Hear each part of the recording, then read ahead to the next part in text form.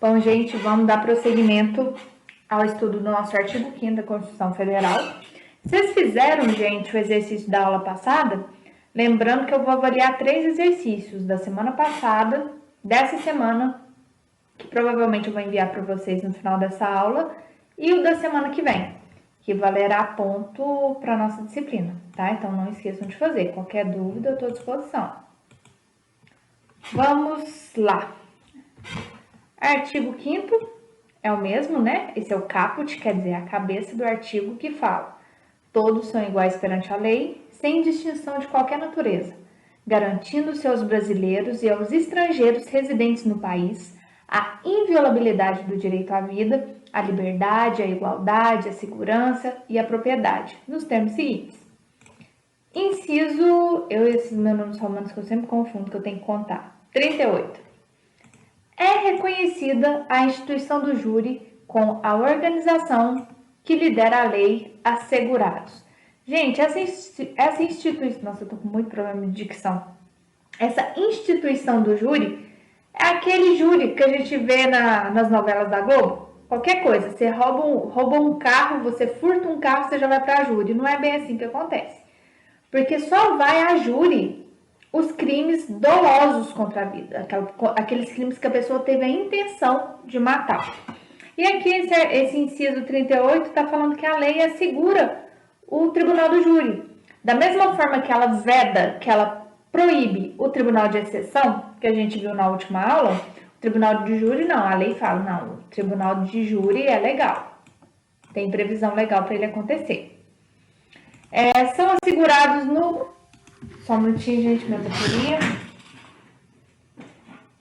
O que são assegurados no tribunal do júri? Ou seja, o que a lei fala que tem que ter? Letra A, plenitude de defesa. O que seria essa plenitude de defesa? Quer dizer que o réu, que o acusado, ele pode utilizar de todos os meios legais para provar a sua inocência. Lembrando que são meios legais, né, gente? Meios ilegais, óbvio que não vai ser acatado pelo júri. Sigilo das votações. As votações serão secretas, porque eu não sei se vocês sabem, a grosso modo falando, sem entrar muito ao mérito, porque a gente precisaria de 2 aulas para falar sobre o tribunal do júri. De fato, o júri ele é composto por 7 jurados. Na verdade, é 21, depois vai tendo sorteios e no finalzinho, 7 vão julgar. Então, as votações são feitas de maneira secreta. Por quê? Para não haver perseguição, né, gente? Um crime assim, tipo aquela menininha lá dos Nardoni, né? Que os Nardoni foi condenado. Se eles soubessem quem votou para condenação, poderia fazer ameaça, mandar matar. Então, a letra B garante esse sigilo. Letra C. A soberania dos veredictos. Quer dizer que as decisões dos jurados, desses 7 jurados, não pode ser modificada. O juiz não pode falar, não, vocês deliraram, não era para condenar, não. Os veredictos são soberanos. Naquele momento, os 7 jurados são considerados juízes. Letra D. A competência para o julgamento dos crimes dolosos contra a vida. É o que eu acabei de falar para vocês. O júri é competente para julgar crimes que atentam dolosamente contra a vida, que é o bem mais precioso tutelado pelo direito. E o que é um crime doloso? É crime cometido com intenção. O que é crime culposo? É crime cometido sem intenção. É a mesma coisa, Deus, o livro do arte, porque outro dia aconteceu, eu estava dirigindo dentro da cidade a 30 km por hora e uma mãe não prestou atenção na criança, a criança soltou a mão e quase passou na frente do meu carro. Deus, o livre guarda, tivesse matado aquela criança. Misericórdia. Teria sido um crime? Teria. Foi um crime doloso? Não, porque eu não tive a intenção de matar aquela criança. Foi um crime culposo. Eu cometi aquele crime sem intenção. Beleza? Se eu perguntar isso, vocês têm que saber. Vamos lá.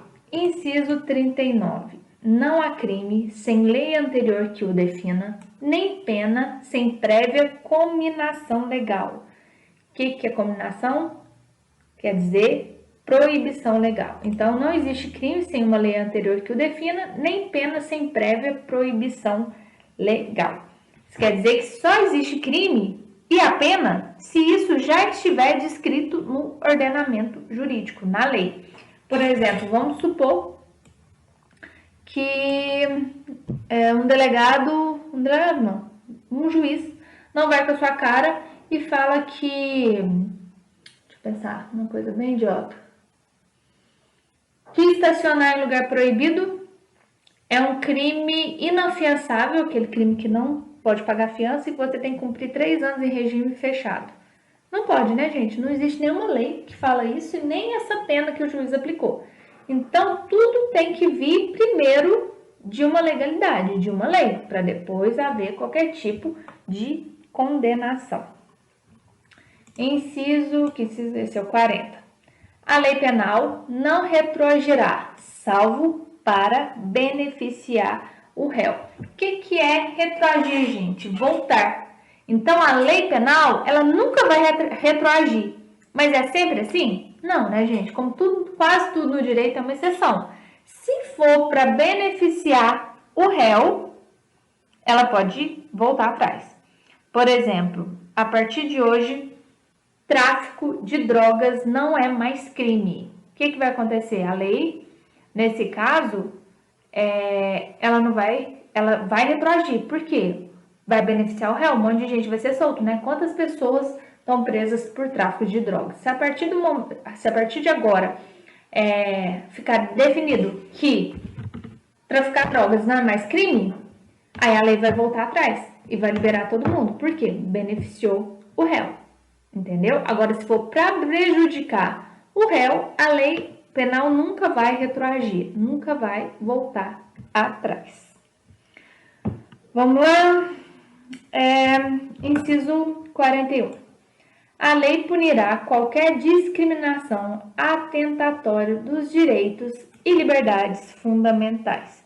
Gente, o que são direitos e liberdades fundamentais? São esses direitos aqui, ó, previstos nesse artigo 5º que a gente tanto estuda, esse artigo 5º com milhares de incisos.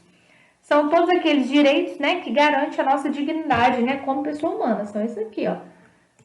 Os principais: direito à vida, liberdade, igualdade, a segurança e a propriedade. Ou seja, a lei punirá qualquer discriminação que atentar contra esses direitos. Beleza? Porque eles são muito importantes, a lei vai resguardar muito bem esses direitos. Ops, passei longe. Inciso 42. A prática do racismo constitui crime inafiançável e imprescritível, sujeito à pena de reclusão nos termos da lei. Gente, o que é um crime imprescritível? Que ele nunca prescreve. Vamos supor que eu seja condenada hoje por crime de racismo e eu fuja, e eles me encontrem só daqui 30 anos. Vai ter prescrevido meu crime? Não, porque crime de racismo é imprescritível. E o que é um crime inafiançável? O crime inafiançável é um crime que não é permitido o pagamento de fiança para a liberdade provisória do sujeito que comete o crime. Por exemplo, eu sou uma grande traficante de drogas, sou Fernandinha Beiramar, e eu sou pega. Só que, gente, dinheiro para o Fernandinho Beiramar é uma coisa que não é problema. Vamos supor que a polícia fala, não, a fiança para você sair, para você responder o processo em liberdade, é R$1 milhão. Aí ele vai tirar R$1 milhão da conta e pagar, entendeu? Então, esses crimes mais sérios, por exemplo, quais são os crimes no Brasil que são inafiançáveis, que não são permitidos pagamento de fiança? É o racismo, que a gente está estudando nesse inciso. Tortura, né? Porque a gente veio de uma ditadura militar, a gente sabe tanto que é complicado essa questão de tortura. Tráfico de drogas, terrorismos e grupos armados contra o Estado Democrático de Direito. Esses crimes são inafiançáveis. E o racismo, então, só para concluir, é inafiançável e imprescritível. Não prescreve nunca. Vamos lá. Inciso 43. A lei considerará crimes inafiançáveis e insuscetíveis de graça ou anistia a prática de tortura, o tráfico ilícito de entorpecentes e drogas e afim, o terrorismo e os definidos como crimes hediondos por eles respondendo os mandantes, os executores e os que, podendo evitá-lo, se omitirem. Ou seja, aqui fala que a lei considerará crimes inafiançáveis e insuscetíveis de graça e anistia. Só para fazer um parêntese, gente, para a gente não demorar muito nesse mérito, que nem é o foco da aula. O que é graça e anistia? É uma espécie de perdão da pena. Então, a lei, ela não vai dar fiança e nem vai perdoar a pena na prática de crimes como a tortura, como o tráfico ilícito de drogas, de entorpecentes e drogas afins, o terrorismo, e os definidos como hediondos, por eles respondendo os mandantes, os executores e os que, podendo evitá-los, se omitirem. Ou seja, gente, quem responde por um crime hediondo? O mandante, tipo, o goleiro Bruno, né? Ele mandou matar os executores lá, o Macarrão que matou efetivamente responde também. E vamos supor que eu sabia de tudo isso, que a Elisa Samud ia ser levada para aquele lugar e lá ela ser escortejada e jogada para os cachorros comerem. Eu podia evitar? Podia. Se eu podendo evitar me omitir, eu respondo igualmente pelo crime. Beleza? Vamos lá, artigo 44. Constitui crime inafiançável e imprescritível a ação de grupos armados, civis ou militares contra a ordem constitucional e o Estado democrático. É o que eu tinha falado para vocês, né, gente? Esses grupos armados, caso vocês participem de um grupo armado de grupos armados contra o Estado democrático de direito, é um crime inafiançável e imprescritível. Não pode ser pago a fiança para você responder o crime em liberdade e não vai prescrever nunca. Deixa eu beber água aqui, que minha garganta já tá seca. Bom, o próximo, inciso 45. Esse é muito legal. Nenhuma pena passará da pessoa do condenado, podendo a obrigação de reparar o dano e a decretação do perdimento de bens ser, nos termos da lei, estendidas aos sucessores e contra eles executadas até o limite do valor do patrimônio transferido. O que isso quer dizer, gente? Se eu colocar isso para vocês e pedir vocês para explicar, o que vocês têm que explicar para mim? Que a pena de um condenado que uma pessoa condenada deve cumprir, ela não pode passar para outra pessoa. Se a pena é minha, eu tenho que cumprir essa pena. Por exemplo, eu fui condenado por homicídio, pena de 12 anos. Eu morri faltando 6 anos. Meu filho pode cumprir os outros 6? Tem que cumprir os outros 6 no meu lugar? Não, né, gente? Mas o dever de pagar um prejuízo pelo crime e a perda de bens podem passar para outra pessoa, para os meus herdeiros, de acordo com esse inciso. No caso de dívida, por exemplo, eu fui condenado, vamos supor que Deus o livre, eu tivesse matado aquele menininho, eu fui condenada a pagar uma indenização de 50 mil reais. E eu morri antes, eu paguei só 25 mil reais para a mãe do menininho. Vamos supor que eu tivesse tido culpa, né? Se eu tivesse dirigido em alta velocidade e tudo mais. Eu fiquei sem pagar os outros 25 mil, porque a justiça parcelou para mim. Se eu tiver patrimônio e se eu tiver sucessores, vamos supor, eu tenho um patrimônio de 200 mil, certo? E ficou faltando pagar 25 mil. Aí a pena passa para os sucessores, mas no limite da herança. 200 mil é fácil de tirar 25 mil, né, gente? Vai sobrar ainda 175 mil. Nesse caso, quando é uma reparação de dano, quando é um perdimento de bens, quando é valor pecuniário e a pessoa morrer ou por algum motivo ela não poder pagar, mas porém ela tem um dinheiro que vai ser passado para outras pessoas, aí a pena, entre aspas, passa para outra pessoa. Aí, como eu morri, não tenho como pagar a dívida, vai descontar da herança que eu ia deixar para os meus filhos. Beleza? Se não ficar claro, vocês me perguntam no privado, porque é uma coisa que eu posso cobrar. Provavelmente cobrarei na prova. Beleza? Então, só fechando. A pena que um condenado deve cumprir não poderá passar nunca para outra pessoa, mas o dever de pagar um prejuízo pelo crime, a perda de bens, né, bens, valores reais, podem passar, de acordo com essa lei, de acordo com esse inciso, para os herdeiros do condenado, que pagarão a dívida só até o limite do valor dos bens que receberam de herança. Vamos supor que ficou faltando 25 mil reais, mas a minha 25 mil reais de indenização e eu morri. Só que a minha herança é só um lote, meio lote, 20 mil. Aí vai faltar 5 mil. Não, né, gente? Vai pagar, a pessoa que eu tinha que pagar vai ficar no prejuízo de 5 mil. Por quê? Não pode passar o limite do valor do patrimônio transferido. Aí a pessoa fica com esse lote de 20 mil, né, que seria do meu filho como herança, e vai ficar no prejuízo desses 5 mil. Muito ruim essa aula online, porque se a gente tivesse ao vivo, vocês estariam perguntando, seria mais fácil de explicar. Então, eu não tenho esse feedback de vocês. Qualquer dúvida, vocês me perguntem no privado. Vamos lá para o inciso 46. A lei regulará a individualização da pena e adotará, entre outras, as seguintes. Então, gente, existe uma lei regulamentando as penas. E quais são essas penas? Vamos lá. Opa. Letra A. Privação ou restrição da liberdade, ou seja, a perda ou controle da liberdade. Perda de bens, são bens confiscados ou transferidos. Letra C. Multa, é o pagamento pecuniário, pagamento em dinheiro. Letra D. Prestação social alternativa, é a prestação de serviços para a comunidade. Letra E. Suspensão ou interdição de direitos, ou seja, são direitos suspensos ou impedidos.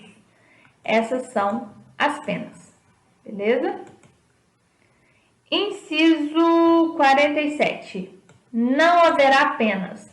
No inciso anterior, a gente falou das penas e agora vai falar das penas que não podem existir no nosso ordenamento, na lei brasileira.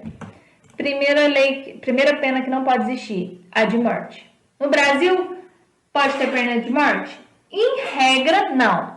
Mas tem uma exceção, salvo em caso de guerra declarada, aí pode sim ter pena de morte. Se eu perguntar na prova, no Brasil pode ter pena de morte? Sim ou não? Aí vocês marcam. Não, né? Porque é a regra. Se eu perguntar assim, o Brasil pode ter pena de morte em caso de guerra declarada? Aí sim, né, gente? Porque vocês têm que saber que existe essa exceção. De caráter perpétuo. O que é uma pena de caráter perpétuo? É uma pena, né, que dura para sempre. A pessoa fica na prisão até morrer. Isso é proibido no nosso ordenamento jurídico. De trabalhos forçados. Isso que eu sou contra. Não existe uma pena atualmente no Brasil de trabalhos forçados. Eu acho que devia ter. Põe o povo lá para quebrar pedra. É melhor do que ficar lá na cadeia fazendo ligação pra gente no celular, tentando golpe.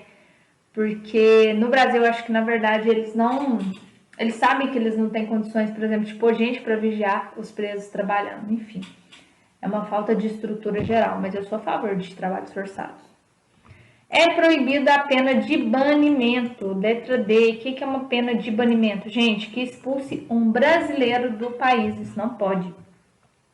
É proibido penas cruéis, ou seja, penas de agressão física ou moral. Por exemplo, na época da ditadura, acho que eu já falei isso com vocês, fechava a pessoa num quarto escuro com uma cobra. E a pessoa sentia a cobra passando, a cobra nem presa tinha, mas só de saber que você tá fechado com uma cobra, né, gente? É uma agressão psíquica muito forte. Isso é uma pena cruel, isso é proibido no Brasil. Inciso 48. A pena será cumprida em estabelecimentos distintos de acordo com a natureza do delito, a idade e o sexo do apenado. Bom, gente, isso assim é meio para inglês ver. Hoje em dia o que funciona é a questão do sexo. Cadeia penitenciária feminina, penitenciária masculina. Agora não, tem ladrão de galinha junto com traficante, traficante junto com não sei o que, tudo junto e misturado. O que é a natureza do delito? É a gravidade. Hoje em dia, essa lei não é muito respeitada não, porque a gente tem uma superlotação do nosso... das nossas penitenciárias, então a gente não pode se dar o luxo de fazer essa separação. Mas está na Constituição Federal. Era para ser assim. Inciso 49. É assegurado aos presos o respeito à integridade física e moral. O que isso quer dizer? Que os presos, né, têm direito de ser respeitados, sendo proibidas as agressões físicas e morais. Ah, professora, não é assim. Muita coisa não é assim, gente, mas eu tenho que ensinar para vocês o que está na lei. Inciso 50. As presidiárias serão asseguradas condições para que possam permanecer com seus filhos durante o período de amamentação, que é meio que estabelecido de 6 meses. Quando eu fiz estágio na penitenciária, eu passei por uma situação muito triste, que a moça me mostrou a blusa dela, que estava assim, melada de leite. Ela tinha acabado de ganhar um neném e eles tinham tirado o neném dela. A Constituição garante esse direito de ficar com o filho, mas nem sempre, por falta de estrutura da penitenciária, esse direito ele é respeitado, infelizmente. Uma situação muito triste que eu passei. Não gosto nem de lembrar.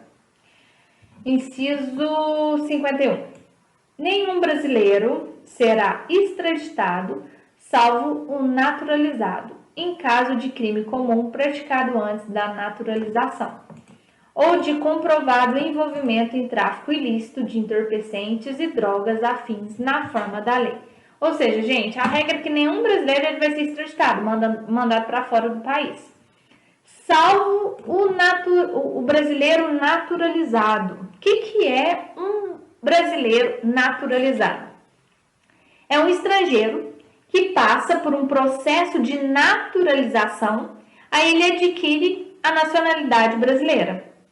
Esse inciso ele fala que nenhum brasileiro, né, pode ser entregue para um país estrangeiro para ser julgado. Por exemplo, vamos supor, acho que é na Indonésia, né, que tráfico de drogas é punido com pena de morte. Mas a pessoa consegue, pega um jatinho lá e chega no Brasil. A Indonésia pode ligar para cá e falar assim, olha, manda esse brasileiro para cá, porque ele chegou aqui com droga, a gente vai matar ele agora.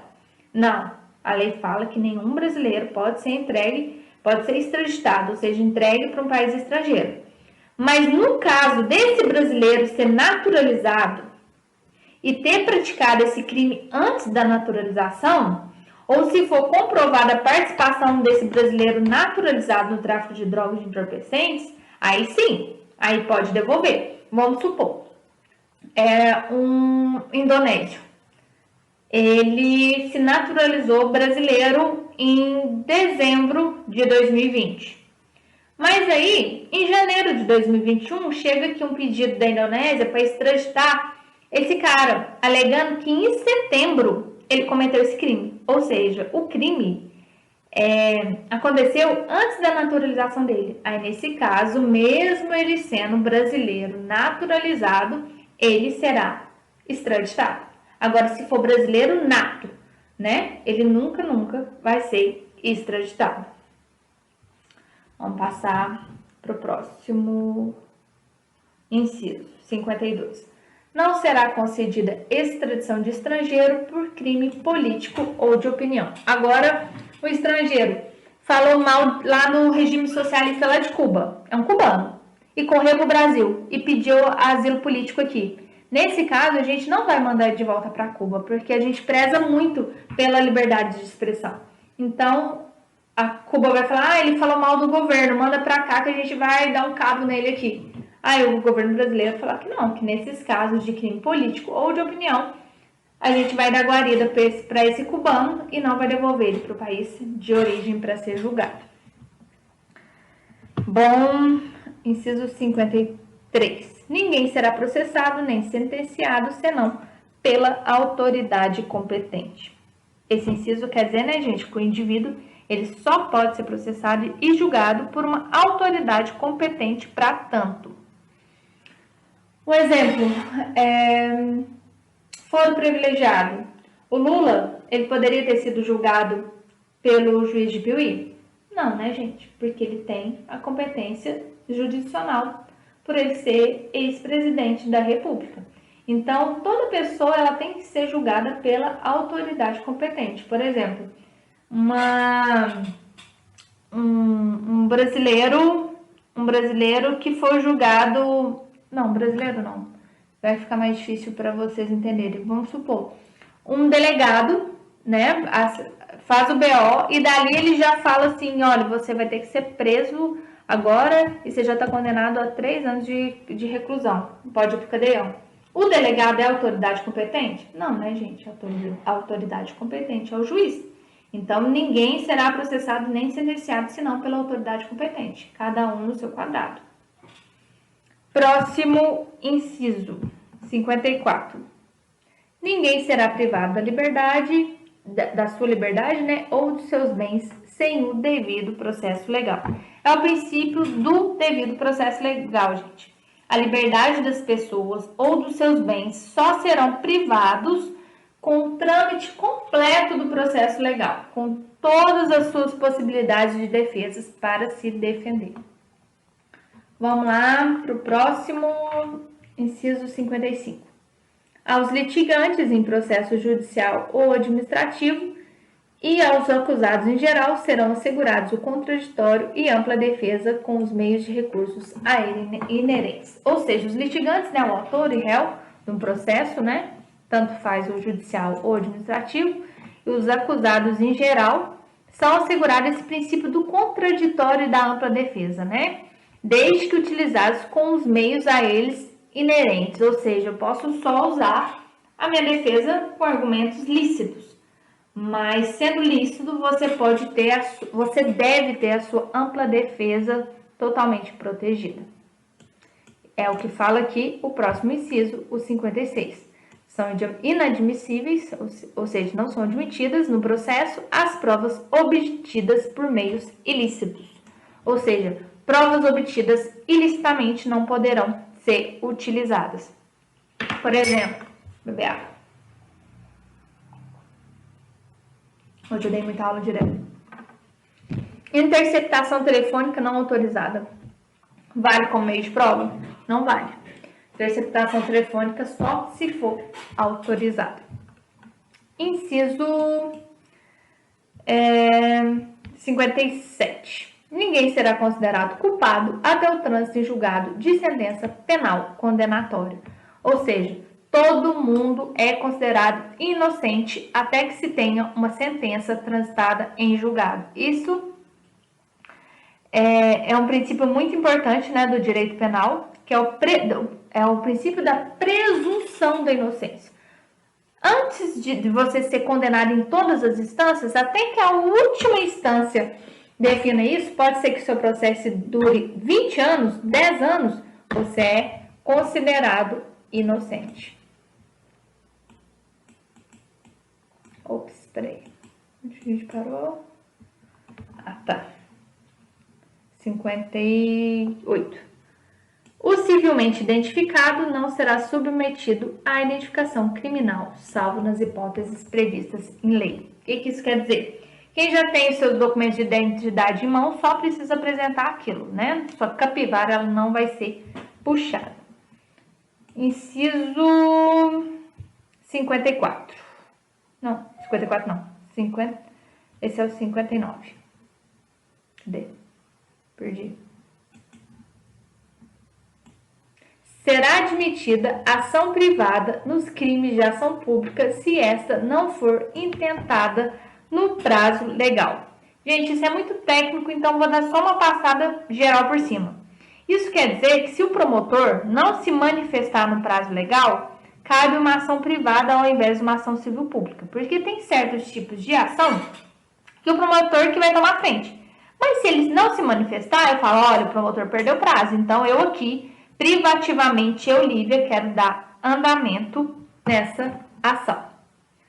Vamos lá, próximo. A lei só poderá restringir a publicidade dos atos processuais quando a defesa da intimidade ou interesse social o exigir. Gente, quer dizer o quê? Que a lei só pode impedir a publicidade de atos processuais para preservar a intimidade das partes ou evitar o mal para a sociedade. Nos outros casos, a ampla publicidade deve ocorrer. Próximo.